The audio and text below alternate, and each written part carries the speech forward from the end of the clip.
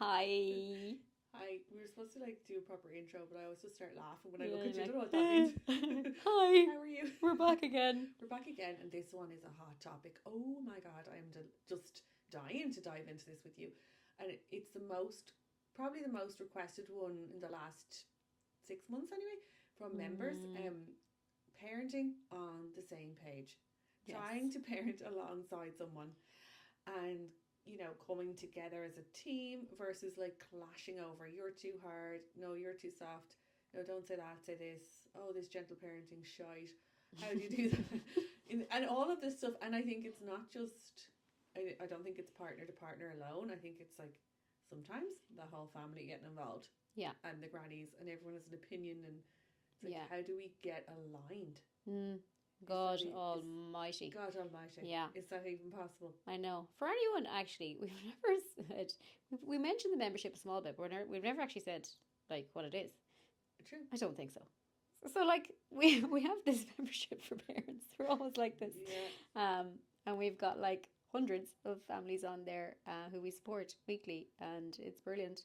Yeah. So you get like weekly podcasts and a community chat, and there's loads and loads of courses and webinars and all sorts of things in there. Including us answering your questions. I think that's the most utilised. Yes, thing. us answering your questions. And actually, there are other parenting spaces out there. Should we name and shame? No. No, we're not naming shaming. Well, could we be legally?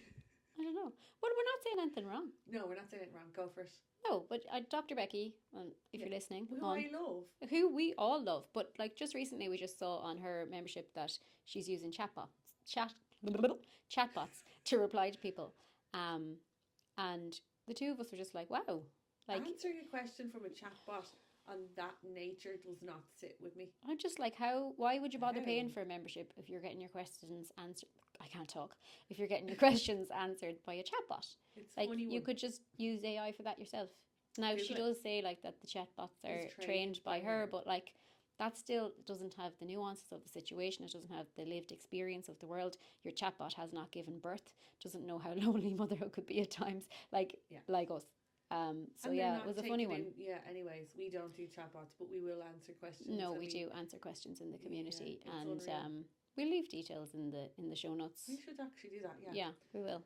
But anyways, that's why we decided to do this one, because it has come up for members like day in, day out. Day in, day out. So we're like, right, let's put together a training on it. So that's our next monthly training, and we do monthly trainings as well, and we're going to really focus on getting aligned, parenting on the same page, if that's even possible. And there's so much to this, isn't there? There is. Like, how do you feel?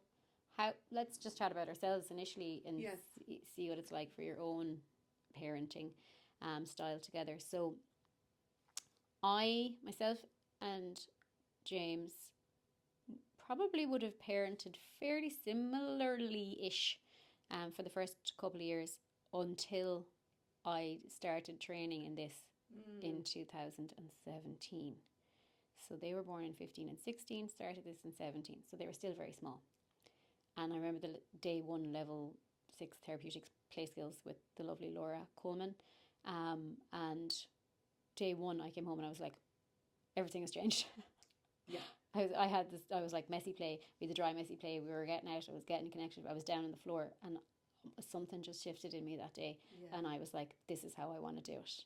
This is how I want to parent. And like from that day I was like, I kept just telling James everything. You know, when you start first, you get so excited because you're like, I found a way, and this is the way, and this makes sense. It's based on research, and there's so much to this that I didn't know, because and it is that feeling though. You feel it. You know that it's different, and when you play with your child like that, or you connect in differently, you feel it. So that's what then spurs you on to keep wanting more. Like, it's an amazing learning, isn't it? Yeah, it's unreal. So like, as a result of that, I parent in a very different way than I would have. Yeah. And I probably would have used more punishments and shaming and all of that kind of thing. But I just know so much about it now that I'm like, okay, that's not the way.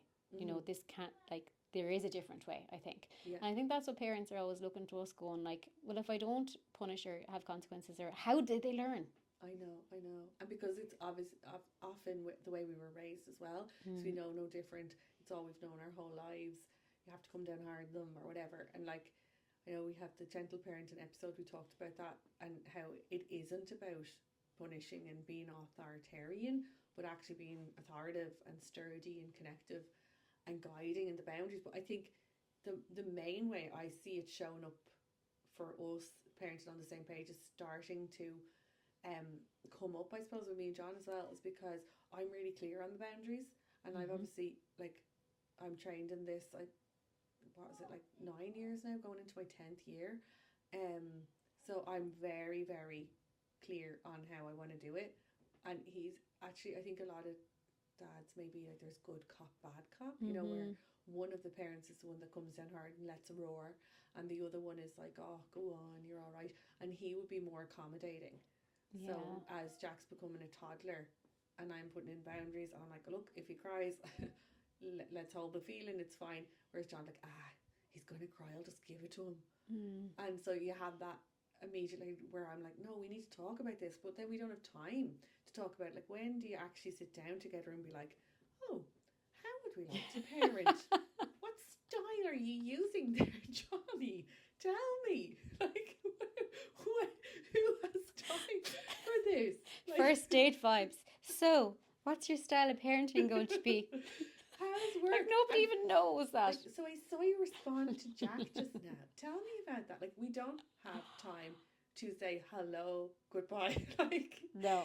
so it's really tricky. I think that it parenting on the same page question that keeps coming up in the membership.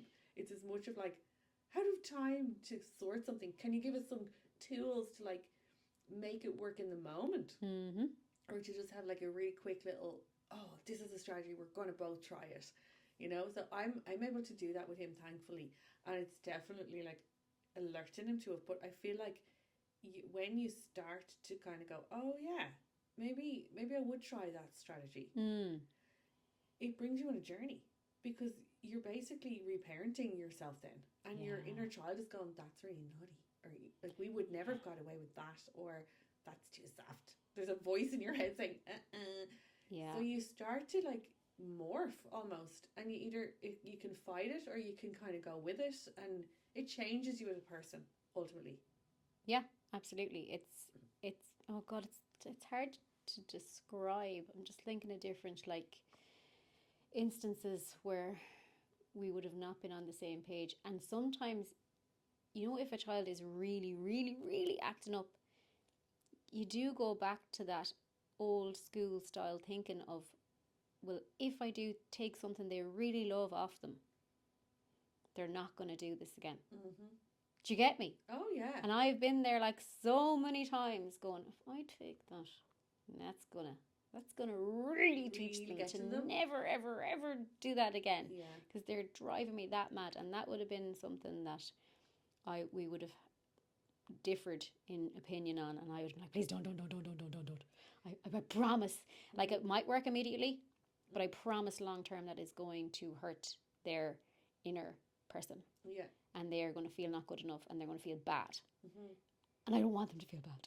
I So, know, it's so like there's so many different elements in it, and like that, you're going on a journey. But if you're two parents, if you're two different people, and you're bringing different backgrounds, different upbringings, how you were parented, you've got different baggage, you've got different triggers, and now you've got this child or children, and you're trying to do the same thing. And I just don't think, I actually think parenting on the same page is a bit of a myth as well. It's more about getting on the same book, maybe into the same chapter. yeah. But we're not on exactly the identical page, because we're two different people. You know what I mean? So Totally, like, and you don't have to be mimics or robots of each no, other you're either, not because going to that's be. not even normal for the child, because that'd be It's weird. rare, isn't it? It's rare that there's two people like doing exactly the same thing, and I don't think that's what you're aiming for. You're just kind of trying to come together as a team and be like more aligned. And it's not, so the child isn't divide and conquer. Like, Yeah. it's not like, oh, mom is soft, I'll go to her, or dad is definitely going to let me if I start crying, or like, that there's just this alignment there. But ultimately, you bring different strengths together, Mm-hmm. and you bring different challenges as well. You'll have the things that drive one mad and not the other. So it's this constant morphing and changing and growing and going on your own journey with it. Totally, and no day is the same. And like even things we would have done before, like we don't do now because we're like, no, okay, that definitely didn't work. And then we Yeah. can, and we would have always, I think, like coming back to reflection. I'm always talking about reflection all the time, but like we would have had the big chats about reflecting on particularly instances that we found really bloody drive you to the end of your tether, and going, okay, what worked well, what Mm-hmm. didn't, Mm-hmm. and what will we do the next time? Brilliant. Because Yeah. we're going to have to do that. And like, we would get bored, and sometimes you'd be like, oh, fucking play therapy shite. But, but Yeah. I get that too, because if know. I was listening to me, I'd be like, I know fucking play therapy shite, but I promise it will work It in the will end. work. But the difference is, I think, for us uniquely, maybe, and other people who work with children or therapists or psychologists or whatever, when you've sat in a room with a child's pain or a teenager's pain, and you can reverse engineer it and go, I know exactly why that happened. Mm-hmm. And they're actually telling me. Mm-hmm. And it was a piece of parenting Yeah. that wasn't handled well for the parent doing their absolute best, but it didn't go down. And then it's like, oh my gosh, the insights we have.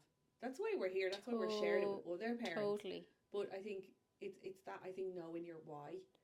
Yeah. And even when you're fit to kill each other and you're like, oh my God, you're not getting it. Like, just taking the breath and be like, ultimately, what do we both want? Our child to be thriving, resilient, to know that they're good inside, that they're, Yeah. that they're not shamed or they're not struggling with their mental health in the future.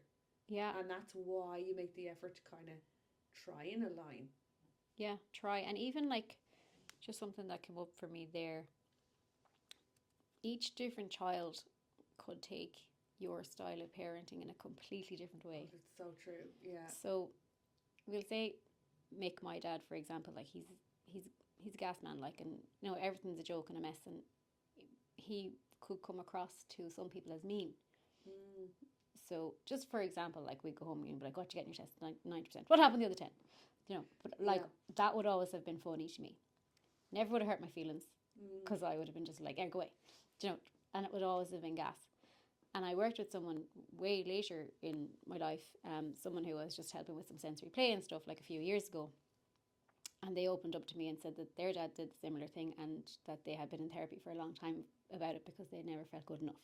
Oh, yeah. And I was like, Jesus, my lad used to say that all the time. I didn't give a shit. I know. So it's so different as to like how the child internalizes your actions.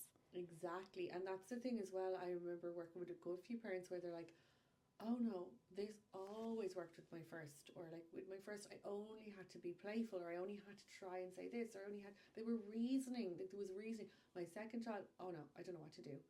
And you can feel in the wilderness again all of a sudden. Totally. And it's like that example, even like one person is in therapy for such a long time, but never feeling good enough. And I'm like, oh my God, I love my dad. He's gas. He's gas. He would always mess around. Test Yeah. It's just how it's internalized. Yeah, and I think that might be because my esteem was good. Mm-hmm. So he whereas if my esteem hadn't been so good, I could have taken that in a really different way and gone, oh my God, I'm not good enough. I need to go for that next other 10. Yeah, or if you're just a little bit more sensitive. Sensitive, yeah. And I was just like, sure, I'm great. Off I go. Yeah, to mine too. Happy out. Yeah. Brushes off, you like. Yeah, brushes off. So it does some things do slide off some children and don't slide off others as easily. Yeah. And that's why we come back to obviously words being so powerful. So because they are. It's like, oh God, the teeniest thing spoken can be the biggest thing that affects you forever. I know. And do you think that would you and James be very much on the same page now, or does it still kind of ebb and flow in and out? Definitely more so than we've ever been. Yeah. Because we've had a gazillion chats about it. Like genuinely, like a gazillion. And me stating my case and his state and him stating his too, like not me saying I'm right all the time either. Most of the time, yeah. I'm joking. No, not. It's because but he trusts the research as well. Yeah, I do find that's a great way for he trusts people on board. me in it. Yeah, and even like we've firm boundaries starting tomorrow for our September challenge. We'll leave details of the show notes too, actually, if anyone wants to catch up. And like he's looking forward to listening to that, like for school and for home, because he's like a good little refresh now. Yeah, let's see. And like it's so good as well that I'm like, you should listen because it's brilliant. And he's like, sound. And like he loves the podcasts because even after the gentle parenting one, he was like, jeepers, there's like so much that hit home again. And I'm like, brilliant. Yeah. So like when you can get your partner on board with you, like, and even in the membership, so many people have like their husbands who do watch as well and sit in it together and then reflect after and then go, what teeny thing are we going to try? Yeah, just even one little thing, or one, like, sometimes it's like that little aha moment, like reflection moment of like, oh yeah, I have been doing that and I never considered it from this angle. But I do find, well, maybe this isn't fair to say, but I do find that often it is the mom who's on this journey to try and change things, or wants to parent in a different way, wants to respond differently, doesn't want to be shouting, is also the one that's got the mental load of that, and then is trying, like, I get the message even on Instagram, like, how do I get my partner on board? How do I get them to see that this is actually better for a child? And it's like, gosh, we can't actually get them, you know. And everyone's on their at their own time frame and their own journey with it. But like, what we can do is show them the research and even just a little introduction with like one of the challenges or one of the podcasts or something. But you're just trying to, I don't know, I think it's like you say, like a gazillion chats. Sometimes it is just chatting rather than force feeding, or, you know, trying to push the certain content, sending reels non-stop. It's more like chatting and opening up when you have time, but it's hard, isn't it, to fit it all in? Totally. And we always just reflect on what we want for them to look back on their childhood as. Like, after that moment, what would they remember us doing? Yeah, that's a good one. That's a big one. They will remember. Will they remember us just being like, oh, for fuck's sake? Yeah. Or will they remember us just going, okay, I get it, this is big? And I know that when I think of my little child at the age my children are, I would have needed the latter, not the fuck's sake, you're paying the whole. Of course, yeah. Like that's even such a really powerful thing, isn't it? To just be like, what will they remember from this? Yeah. And it's not that you have to be perfect, Jesus Christ. No. But just that you're like moving the needle a little bit each time, or asking your partner that, you know, what do you want them to remember from these when they have an outburst? Or how do you want them to treat other people when they have an outburst too? I know. That's the big thing, isn't it? Yeah. Like, would you like them to say that to a friend at school if they were crying? I know. Probably not. Probably not. And look, if you do these things, just go back and repair. I don't mean just go back and repair, but you know, we can rupture and repair all the time, and that's fine, and that's the cycle that we have. Just in case you're going, oh my God, I'm ruining my child. Don't worry about that. I know. But it's the reflection piece, and that's always what I think about. I'm like, okay, after this moment, when I get my child back into a reasonable state, after them not being in a reasonable state, what would they have thought of what I did? Wow, that's really good. And I also feel like I remember my supervisor going on about parenting mandalas and stuff, and like how we don't often, like, if you sit down at the end of the day, you're scrolling or maybe watching something or talking about like admin for tomorrow. That's what we do anyway. Yeah. But it's actually like, it's kind of nice to come together and be like, so she used to like draw a circle in a page, cut it into four. I can't remember if I said this on the pod before. No, you didn't. So you cut it into like four, like pizza or whatever, and then in the first quadrant it would be your strengths, and the next one it's your challenges as a parent, I suppose, and then your hopes and dreams for your child, like if you think of them when they're grown up, and then also your fears. What are your fears around your child? So you get like, have a glass of wine if you want, or like, okay, you know, have your here, I'll pour you one, and you would write it out separately. So each of you do it separately and then swap it over. And it's really interesting because I remember doing it just with parents I was working with in the playroom, and I'd say, just fill this out real quickly and we'll switch it, and they both start crying because they're like, one of your fears is that they'll be rude when they're older. One of your fears is that they'll never learn like this. Or it's like, why are you worried about that? Like, they're a great kid. And like, I know, I don't know why. And like, then it's like, well, why is that? It's like, well, actually, when I was growing up, and we'd always be able to root it right back, but for each other to see like what they feel their strength is and what they feel their challenge is. It helps you have compassion in the moment. So instead of saying to your child or to your partner, if they just shouted at your toddler or shouted at your teenager. Instead of being like, don't be shouting, I told you this. You're not listening. You need to watch that reel I sent you or read that book I put on your locker. Instead of shouting, it makes you have compassion for them and go, oh yeah, like that's one of the things he named as a challenge is getting triggered and flying off the handle. Mm-hmm. Here it's happening again. We're working through it. We're doing our best. Yeah. So it helps you have the compassion and just know where their head's at. Also, like if he knows or she knows the strength, one of the strengths is really good boundaries, and one of the strengths is being really playful, and you're like, I'm not actually that playful. It's like, well, we're a team, so we can actually work with these strengths together, and the challenges we can bump each other up where they are. And hopes and dreams for the future is a gorgeous one as well. Like, what do you hope for your child when they leave home? How do you want them to feel? How do you want? What do they need? Massive one. What do they need going out into the world? They need esteem. They need the parent-child relationship. No matter what, they need to be able to say, "Oh my God, I made a massive mistake. I need to come home. Can you help me?" Yeah. They don't need to be like, "Oh, never tell a mom that. I know. Can't tell dad that." What do they need? And that's like you working it back, reverse engineering it then to, okay, let's really be a team on this. Like, I do want to know more. I do want to change things. It's often like light bulb central. Yeah. Oh my God, that was, I'm just like, when you said hopes and dreams there, the first thing that popped in, like hopes and dreams for me, for them, we'll say. Mm-hmm. I don't care what they do with their lives, and I don't mean that. I don't care what they do with their lives. I mean, like, I don't care if they're, what they do career-wise or whether they marry or who they marry or anything like that. Once they're happy and content in themselves. And the first thing that popped into my head was like, I hope they always want to hang around me. Yeah. You hope that relationship is strong. That's the part.